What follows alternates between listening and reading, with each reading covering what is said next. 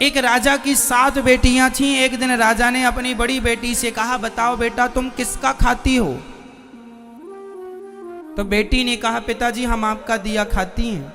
दूसरी बेटी से कहा, तुम किसका खाती हो? पिताजी आपका दिया खाती हैं। प्रजा से पूछा, तुम किसका खाती हो? बोले आपका दिया खाते हैं। सारे सबसे पूछा, तुम किसका दिया खाते हो? बोले आपका दिया। राजा आप ही हमारे पालनहार हो, आपका दिया हम सब खाते हैं। सबसे छोटी बेटी से कहा, बेटी तुम बताओ तुम किसका खाती हो? तब उस बेटी ने कह दिया, पिताजी हम भगवान का दिया खाते हैं, हम आपका दिया नहीं खाते। राजा को बड़ा बुरा लगा, उसे लगा हमारी इंसल्ट कर दी इसने, हमारा दिया खाती है और नाम ले रही है भगवान का। राजा ने कहा, कोई भगवान भगवान नहीं होता, अरे मैं तुम्हें खाने ना दूं तो तुम मर जाओगी। बेटी ने कहा, पिताजी तो आप करके देख लो। राजा बड़ा गुस्से में आया और अपनी उस बेटी का विवाह ऐसे आदमी से कर दिया जो बिल्कुल गरीब था और बिल्कुल बीमार था। गरीब था और बिल्कुल अचल था। अचल मीन्स एक कदम भी। एक लकड़हारा था, जंगल में लकड़ी काटने गया, अचानक उसकी तबीयत बिगड़ गई और वहीं पर वो पड़ा रहा, वहीं मलमूत्र में घिसटता रहा।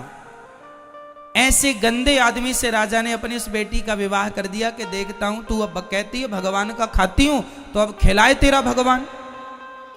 6 बेटियों का विवाह उसने अच्छे राजाओं के घर किया, राजकुमारों के साथ खानदान में किया, और एक बेटी का विवाह लकड़हारे से कर दिया, वो भी जो बीमार था, जो मलमूत्र भी वहीं कर रहा था, पूरा गंदगी थी, मक्खियां भिन्न भिन्न कर रही थी। उस लड़की को लगा कोई बात नहीं, विधाता की ऐसी ही मर्जी है। वो लड़की जो थी अपने उस पति के संग रहने लगी। उसे पास में नदी थी तो ले गई, नहलाया धुलाया साफ किया, और जो उसके भाग्य में था मिला। उसका पति चल नहीं पाता था, अब वो क्या करे, पति को भोजन कैसे कराए?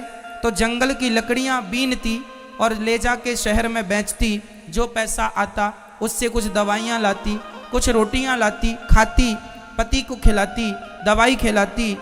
और वहां पर एक नाग नागिन, जंगल था ना तो जंगल में तो जीव जंतु ही रहेंगे, एक नाग नागिन का जोड़ा था। तो वो जब दूध लाया करती अपने पति को देती, और जो बच जाता तो दौने में वो वहां नाग नागिन को रख दिया करती थी। तो नाग नागिन दूध पीते और बड़े प्रेम से वो खुश रहते। अब वो धीरे धीरे उसका पति ठीक होने लग गया, बीमारी से उसको राहत मिलने लग गई, ठीक होने लगा। एक दिन नाग ने सोचा कि ये मेरी इतनी सेवा करती है, परोपकारी भाव है, यदि इसे धन मिल जाएगा तो ये तो समाज की बहुत सेवा करेगी। तो सांप ने उसे स्वप्न में कहा कि जहां हम लोग रहते हैं वहां बहुत बड़ा खजाना गड़ा है, तुम खोद लेना। वो लड़की ने खोदना शुरू किया, उसे सच्ची का खजाना मिल गया, जिसमें बहुत सारा सोने चांदी से भरा हुआ खजाना था। वो तो लखपति हो गई। उसने एक बड़ा सा महल बनवाया, नगर बसाया, ओ बढ़िया ठाट बाट बनाया, और दोनों राजा रानी हो गए। उसका पति बिल्कुल स्वस्थ हो गया और बढ़िया राज सिंहासन पर बैठने लगे, और बड़े प्रेम से हाथी घोड़ा इकट्ठा किया और सेना इकट्ठी की, राजा हो गया। वो रानी हो गई, पर उसने परोपकार नहीं छोड़ा। रोज अन्न क्षेत्र चलाती, जो आए सबको भरपेट भोजन मिलेगा। उसके पास जरूरत से ज्यादा धन हो गया। एक दिन वो सबको भोजन बांट रही थी तो उसने देखा कि लाइन में सबसे पीछे उसका बाप लगा हुआ, और उसकी बहनें लाइन में लगी हैं भोजन के लिए। उसने पहचान लिया, ये तो मेरा पिता है। उसने कहा, पिताजी आप? वो सन्न रह गया, कौन हो आप? मैं आपकी बेटी छोटी, लकड़हारे से विवाह किया था, कुछ याद आया? हाँ हाँ, पर तेरा ये ठाट बाट कैसे? पिताजी पहले ये बताओ कि आपकी ये दुर्गति कैसे हो गई?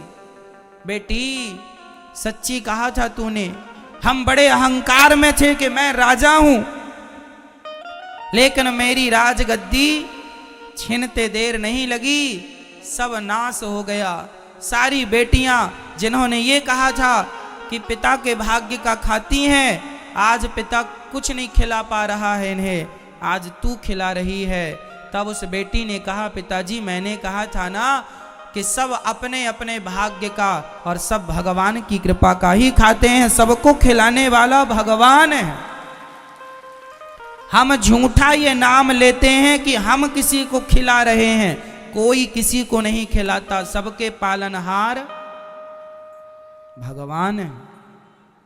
राजा ने उस बेटी के लिए लकड़हारा चुना था, लेकिन फिर भी मेरी माँ, कई बार बाप अपनी बेटी के लिए बहुत अच्छा घर चुनता है, घर और वर, फिर भी वो माइनस हो जाता है, और कई बार सामान्य लड़के के संग विवाह कर देने पर वो बहुत ठाट बाट में हो जाते हैं।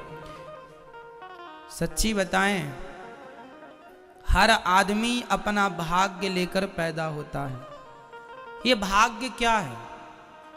जो पिछले जन्म में आपने अच्छा या बुरा कर्म किया था, वही अच्छे और बुरे कर्म के प्रतिफल को भाग्य कहते हैं। मैंने पिछले जन्म में बहुत अच्छा किया तो इस जन्म में मुझे बहुत अच्छा मिला, वही मेरा भाग्य है। मैंने पिछले जन्म में किसी के साथ बहुत गलत किया, आज मेरे साथ गलत हो रहा है, वही मेरा भाग्य है और वही मेरा कर्म दंड है। इसलिए हमें जीवन में कभी किसी को दोष नहीं देना चाहिए कि दुख तुम्हारे कारण मिला, दुख तुम्हारे कारण मिला। कोई किसी को दुखी नहीं करता, कोऊ ना काहू को सुख दुख कर दाता, निज कृत कर्म भोग सब भ्राता। हर व्यक्ति अपने किए का दंड भोगता है, अच्छे का अच्छा, बुरे का बुरा। इसलिए ये ईश्वर का विधान मानकर हर हाल में प्रसन्न रहकर भगवान का धन्यवाद करो। पिछली करनी बिगड़ी थी पर आज ना बिगाड़ो, अब ना बिगाड़ो, अब बिगड़ेगा तो कल भी बिगड़ेगा। पिछला कल बिगड़ा तो वर्तमान बिगड़ा है, वर्तमान बिगाड़ोगे तो भविष्य भी बिगड़ जाएगा। इसलिए अब तो अच्छा करो, अब गलत ना करो, क्योंकि आज से ही कल है। जिसका वर्तमान अच्छा है, प्रेजेंट अच्छा है, उसका फ्यूचर अच्छा है, भविष्य अच्छा है। वर्तमान बिगड़ा तो भविष्य बिगड़ा। तो बताओ हम सब किसका खाते हैं मेरी मां? किसकी कृपा का? हमें भगवान ही खिला पिला रहे हैं। जहां का दाना पानी होता है, आप लोगों का वृंदावन का दाना पानी था तो आप वृंदावन आए, बिहारी जी ने बुलाया। दाने दाने में लिखा है खाने वाले का नाम। ये सब तय कौन करता है? विधाता। 2030 में मैं इस आज के दिन क्या खाऊंगा क्या नहीं खाऊंगा, ये भी फिक्स है परमात्मा की तरफ से। कहाँ खाऊंगा, कहाँ रहूंगा, कहाँ नहीं रहूंगा, ये सब तय है। पूरी प्लानिंग, पूरी हमारी कहानी लिखी हुई है। आखिरी श्वास हमें कहाँ लेना है, यह भी ईश्वर की डायरी में लिखा हुआ है। हमारी आखिरी सांस कहाँ निकलेगी, वो स्थान क्या होगा, मृत्यु का कारण क्या होगा, सब ईश्वर की डायरी में सब अभी सब कुछ है। इसलिए हमारे पालनहार भगवान ही है। इसलिए संसार के किसी व्यक्ति पे भरोसा ना करके पूर्ण विश्वास केवल भगवान पर किया जाए। हे नाथ, आप ही हमारे रक्षक हैं, आप ही हमारे पालनहार हैं। हम अहंकार ना करें कि हम खिला रहे हैं, हम दे रहे हैं, हमने ये किया, हमने वो किया।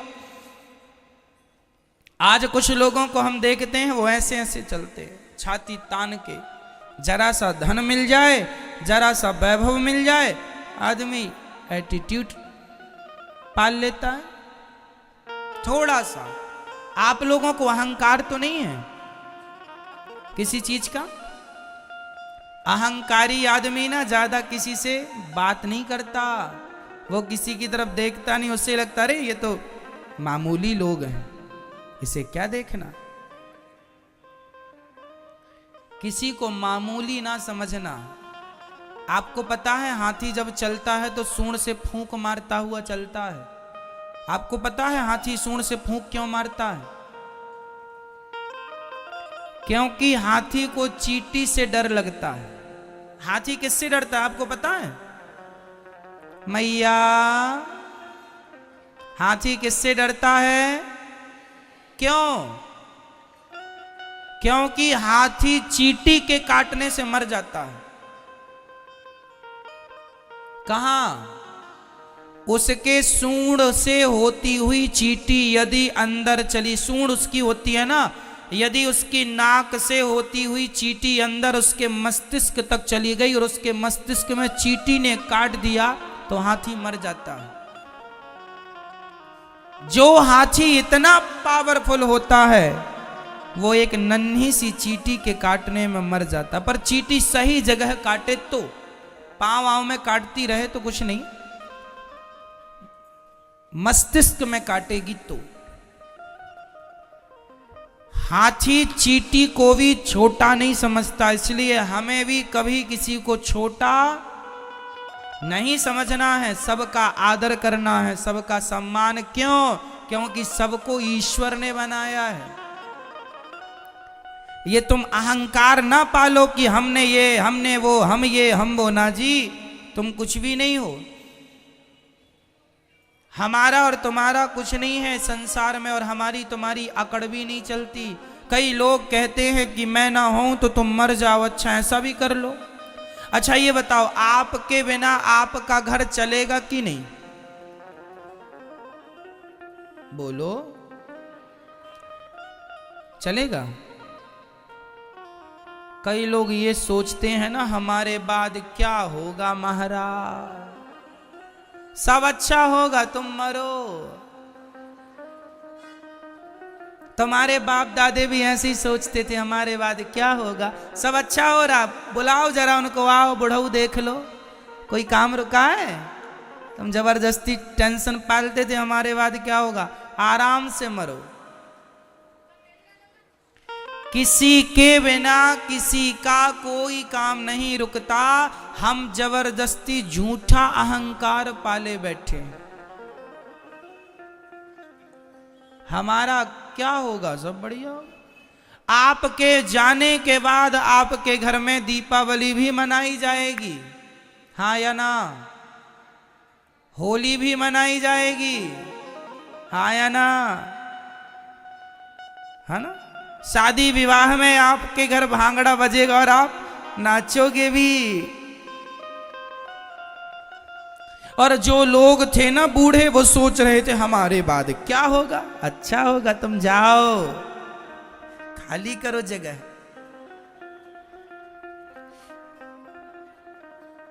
ये अहंकार ना पाल कर बैठना। तुम्हारी जरूरत किसी को नहीं है, तुम अपना कल्याण कर लो तो समझदार हो। और ये झूठे अहंकार पाल के बैठे रहोगे तो बेवकूफी है। ये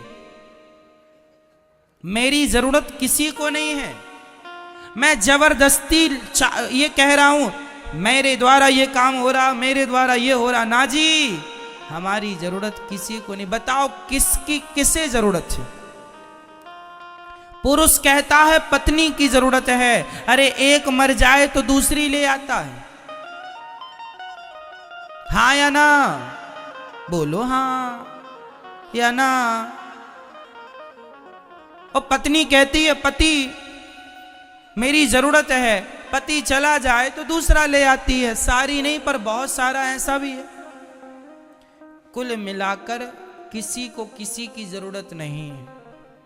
हर आदमी किसी न किसी स्वार्थ से आपसे जुड़ा होता है। जब तक उसका स्वार्थ है आपसे जुड़ा है, और आप इसी बात को समझते नहीं हैं और पूरे इन्वॉल्व हो जाते हैं। ये मेरा घर, ये मेरा घर, ये मेरे बच्चे, ये मेरा पति, ये मेरा पत्नी, उसी गंदगी में मर जाते हैं। आपका मन वहां से हटते ही नहीं कि भगवान में भी मन लगाएं। अरे पत्नी पति, बेटा बेटी, घर से भी कुछ आगे है, वहां ध्यान लगाओ। गई बहुत थोड़ी रही, नारायण अवचेत, काल चिरैया चुग रही, निस दिन आयु खेत। बहुत चली गई, जरा सी बची है, अब भी संभल जाओ, अब भी मन भगवान में लगा लो तो गति हो जाएगी। नहीं तो कुछ नहीं मिलना, सीधा नरक की टिकट बुक हो जाएगी।